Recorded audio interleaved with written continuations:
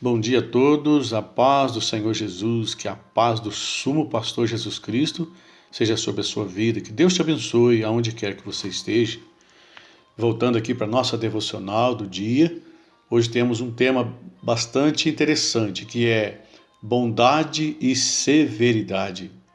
O texto de Romanos 11, verso 22, foi escolhido para a nossa meditação.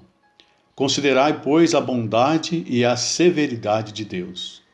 Eu sou o pastor José Cláudio Adão, da Igreja Adventista da Promessa do Campo de Varginha, sul de Minas Gerais.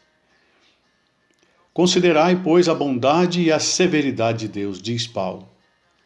Paulo está escrevendo aos Romanos. O apóstolo está explicando a relação entre judeus e gentios no plano de Deus. Ele já havia dito aos leitores gentios que Deus havia rejeitado muitos de seus contemporâneos judeus por causa da incredulidade, marca bem essa palavra. Ao mesmo tempo em que havia levado muitos pagãos como eles à fé salvadora. Agora, Paulo os convida a considerar esses dois aspectos do caráter de Deus, que se manifestam nesta transação. Ele fala: considerai, pois, a bondade e a severidade de Deus, ou seja, a seriedade de Deus, para com os que caíram, severidade para com os que permaneceram, a bondade. Os cristãos em Roma não deviam considerar apenas a bondade de Deus, nem apenas a severidade, mas tanto um quanto o outro em conjunto. Ambas são atributos de Deus, aspecto do seu caráter revelado. Ambas aparecem lado a lado na economia da graça e assim devem ser reconhecidas, se verdadeiramente queremos conhecer a Deus. Ou seja, nós não podemos querer conhecer a Deus só pelo lado que nos é conveniente, né? Nós já falamos muitas vezes sobre o amor de Deus, sobre a graça e a misericórdia de Deus, que todas as pessoas querem. Mas quando nós falamos da justiça, aí as pessoas começam a rejeitar. Paulo está ensinando aos crentes da igreja de Roma que Deus é amor, né?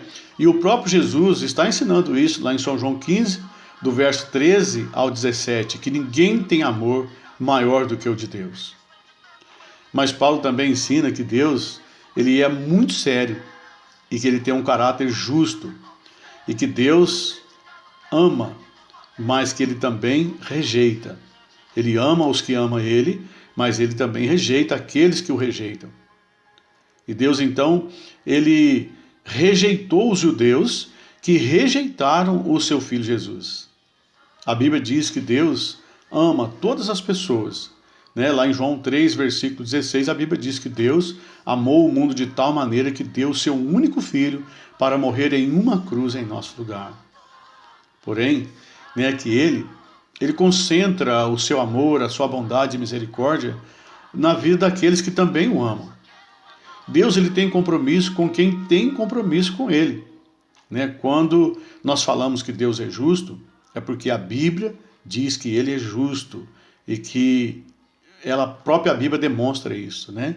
Lá no Éden, por exemplo, aconteceu a justiça de Deus ali. Abrir aqui um parênteses só para te contar uma história rapidinho, ou seja, fazer uma ilustração bem rapidinho nessa questão de justiça. Nós, como pais, nós, seres humanos, nós temos uma forma de ser pai que muitas das vezes não é bom para os filhos. Deus é diferente. Um exemplo, o filho sai para as baladas na noite, de carro, e lá nas baladas ele bebe, ele faz coisas que Deus não agrada, às vezes usa droga, né? E no caminho de volta para casa ele bate o carro e destrói uma família inteira. Qual que é a ação do pai? E mais rápido possível contratar um advogado para tirar o filho da cadeia.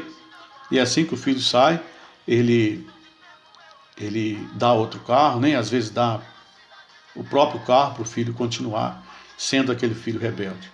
E ele acha que isso é um ato de amor. Deus não é assim. Quando nós pecamos, quando nós erramos, Deus, ele diz assim: olha, eu estou aqui do teu lado, estou aqui com você. E eu te perdoo pelo crime que você fez, pelo mal que você fez. Porém, você vai ter que arcar com as consequências. né? E Deus ele prova isso lá no Éden. Havia um pacto entre Deus e o homem, que enquanto a fidelidade do homem durasse, isso era sinônimo das bênçãos de Deus sobre a sua vida.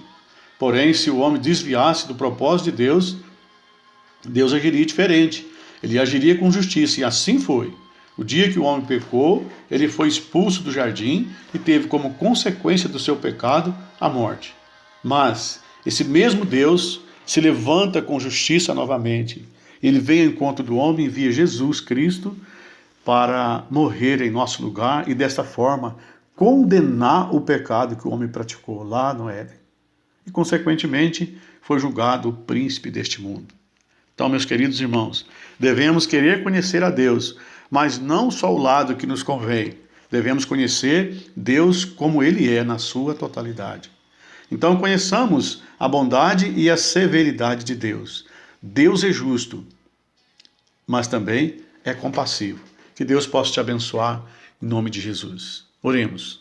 Senhor nosso Deus, nosso Pai, nós agradecemos ao Senhor pelo teu amor e também pela tua justiça. Te agradecemos pela saúde, pela vida que nos tem dado e pela graça que é dispensada sobre nós todos os dias da salvação. Eu oro em nome de Jesus que o Senhor abençoe a família, que o Senhor abençoe a igreja, que o Senhor abençoe a nossa pátria, o nosso Brasil. Oro para que o Senhor também cura nesse momento aqueles que estão enfermos, que eles sejam alcançados pela tua misericórdia e poder e que sejam curados para a glória do teu nome. Amém, Jesus.